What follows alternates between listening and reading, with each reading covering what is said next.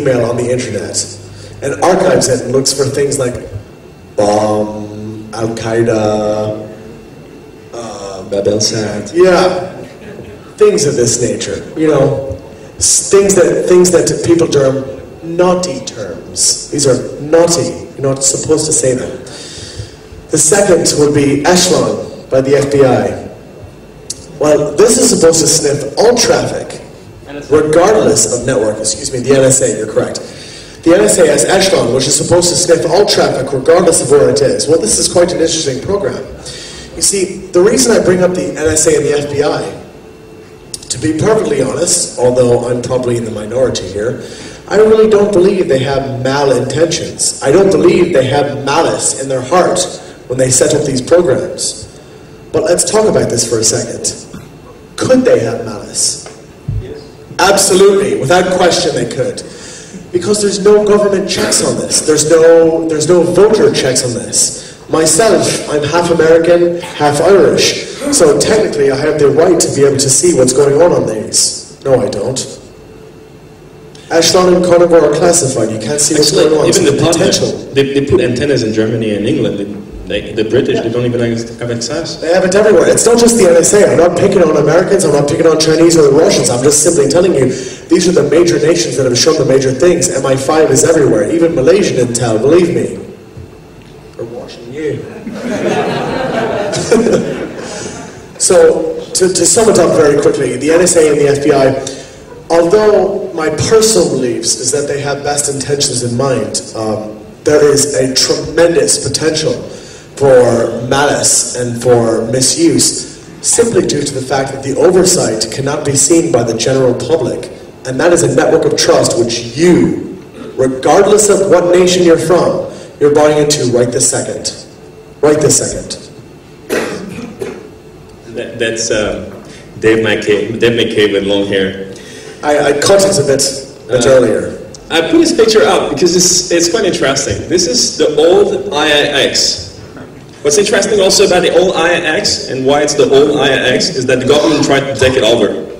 And as soon as the government tried to take it over and make it a pay service, they created a new IIX. And I think that picture was last year, and Dave, like you can see from his smile, is about to unplug some important network from the IIX. What's .co and server? Hey! It's because Jim spoiled it for us. No names, please. It was a reasonably important .name server. .co.id. So our next case study is Internet Service Provider. So Internet Service Provider is, everyone saw Bruce Nair talk on the webcast. He was talking about third parties and externalities, and I like Bruce Nair, not only because he always mentioned me in his books, but we agree on many things. So the problem with the ISP is that if you talk to your client and you ask them, say who's responsible for your mail server and the ISP, who's responsible for the security, and they say the ISP. Then you go to the ISP and you interview the people in charge there and you ask them, who's responsible for the security of your mail server and the mail of your client and everything? And they will say the client. Then you go back to the client and say, do you have a username and password on the mail server? Can you control? Do you have configuration file? They don't. And so the ISP assumes that the client is responsible, but it cannot be responsible for things that are not under its control. And that's a big problem. And we're going to see there's a lot of trust in the internet infrastructure. Like we did a pen test for an online banking system, and the first thing we do when we do some profiling is we take a look at the network of trust. We try to see the weakest link. Again, there's Nair. And here, the weakest link was the domain name. So I said the domain name was registered at register.com, and the email address was a local ISP. What I did, I went to the accountant, asked him his driving license, took his driving license, went to a graphic designer, and said, okay, can you change the name to this name, the name that was listed on the whois entry. And then use the fax, send a fax to the ISP, reset the password, and then went to register.com, click I forgot my password, retrieve the mail from register.com, And then I could log in on register.com and I took over the domain. What's the impact? And the impact is that I could reroute the traffic to the main website to anywhere I wanted. I could also hijack an email I wanted. And that was really easy. I just had to send a fax. It took 5 minutes. After the lawyer from the ISP went to me and asked me to sign a letter, I won't do it again. I told him whatever. And just another anecdote. In '94, Dave McKay, how were you in '94? 14. And when it was 14, he registered mastercard.com. And it was completely legitimate. They took it away from him. They gave him $10.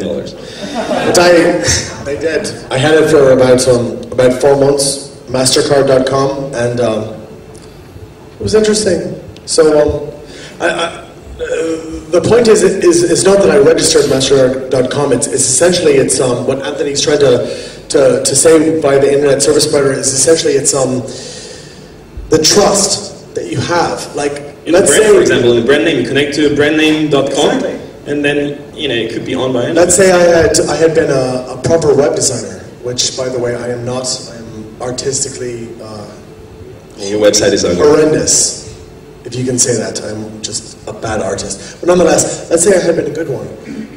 Had I designed a proper website for MasterCard, it would have been reasonably terrible for the website. And I had it legitimately. I mean, I paid for the domain, registered my name, and it was interesting. Next example is hacking the ISP. We did an assignment for a private bank, and it was a bit difficult because at the time not everyone was using internet a lot. They didn't even have a website. They only were using internet for email. The only machine they had was a mail server running Qmail and only one port open, port 25. So how do we hack it? So we called the client and we say, look, you have to be realistic. If I'm a hacker, I'm not going to try to hack Qmail. And I don't know if you know, but it's a mail server, and up to now, unless there's some 0-day that are being traded in the black market. It's been around since what? 1996. 96. No 0-day. I think there's no remote vulnerability for Qmail. So we were stuck. So we asked our client, I say, hey, you have to call the ISP, tell them that they have to be included in the scope of work. And it was quite a sensitive bank, and they were related to the ISP. And they accepted, so we hacked the ISP, we hacked the machine used by the admin, we had all the Cisco configuration files, we controlled their TFTP server, we changed the configuration, and I wrote a small program that will let you create a tunnel on the Cisco router and reroute all the traffic that matched particular access links using a route map, and then hijack all the mail. What's funny is the reaction of the ISP when we did that. The first time, they thought the router was faulty. They just replaced it. The second time, they covered up everything. And they say, oh, it's an insider doing the work. Because I was rerouting the traffic to a machine compromised on their network, and they thought it was an insider. So we're going to be short on time. We're going to pass to the next example. We're talking about MPLS. MPLS stands for multi-protocol level switching MPLS. Why I mentioned this is when I was interviewing one of my client, ISP, my client was trying to convince me that MPLS was secure. And saying, look, this is a VPN, it's private. You cannot ping or access the other customers. The MPLS was designed, to provide, like rapid rollouts, scalability features, and things that providers can offer really easily to the customers for intranet, extranet, VPN services. The problem is that everything security, like confidential integrity, was completely optional. And actually the way it was managed was completely wrong. When I talked to the guys from the NOC, I say, how do you manage the MPLS? They say, oh, we connect to it. How do you connect? Telnet. I say, how do you connect to the local network? Or sometimes Ethernet, sometimes wireless. And how do you connect to the wireless network? Do you use WEP or WPA? Clear text. I said, do you realize, I say, yeah, but we don't broadcast the SSID. I said, do you realize that I can... That's a security measure. Oh, and they use MAC filtering. I said, do you realize that I can sit in your parking lot and sniff everything? Which he did. Yeah.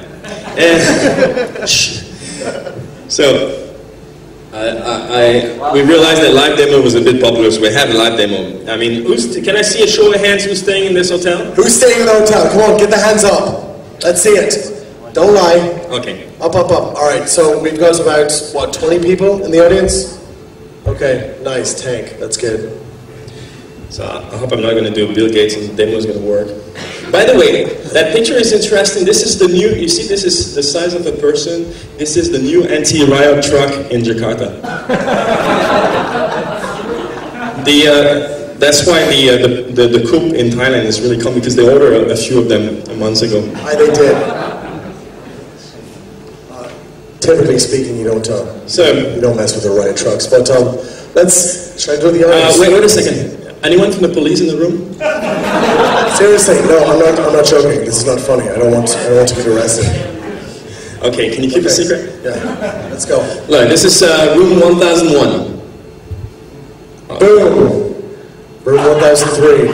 Built to the west end. Room Mr. Joey Joy. Come on, let's keep going. Let's hear it. Room. All right, let's talk about this. This is a classic example of network of trust. Please don't pay attention to me. Just keep focusing on there and watch when your name pops up. Essentially, this, ladies and gentlemen, is the user list. This is a classic example of network of trust. Do you trust the Westin? Well, of course you do. You're staying here. It's one of the best hotels in Malaysia. It's one of the best hotels. And the Westin is world regarded as a fantastic hotel. However, they apparently don't trust someone who's completely trustable, according to Mr. William Burton. And various other type of people. If we get to 37, that would be me. I'd like to get to. Can we get to the 16 so we can show where Dylan is staying? Yeah, let's see. Let's grab for Dylan. Come on. There we go. Yeah, 16. So if anybody has a problem with the conference, you can just go ahead and go to 1616, and you'll go ahead and see Dylan, and he'll be staying there tonight. And if there are girls in the audience, this is another interesting room. Yeah. So Jim, we'd like to announce that Jim Giovetti, who is one of our top consultants, and by the way, very well gifted by God, is staying in 2301. So just in case you'd like to visit him. Now, what's funny is that the ISP that this hotel is using. The problem is not only from the ISP. The hotel trusts an ISP. The ISP trusts a software vendor, and that software vendor is maybe they're really good for marketing, but they're really poor programmer. This is not the only vulnerability.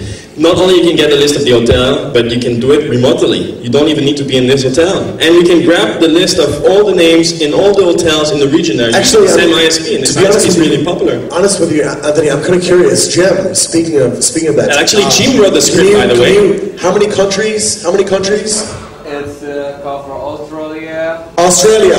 Macau. Some countries in the Middle East. Various countries in the Middle East. All the countries in the ASEAN region. Asian region. Hong Kong. How many? Just give me a rough guess about how many hotels. What would you say? No.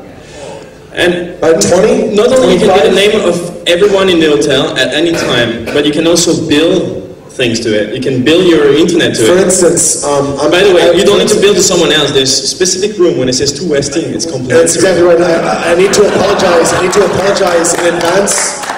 I need to apologize in advance to the Grok, because he's going to receive a very large internet bill. So I apologize. I'm so angry with that last year. Actually, last year we wanted to demo it. Jim wanted to demo it, but it was censored, but we were not. So, and we used the Grok as an example, and he got really mad at us. We didn't use, because the talk was censored, so we didn't show anything. But I went to the Grok and gave him 60 ringgit to pay for his internet, and he got angry with us.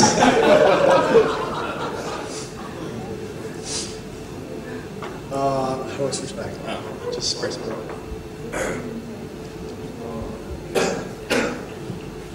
Okay, quickly. I realize. Oh, never mind. It appears that I.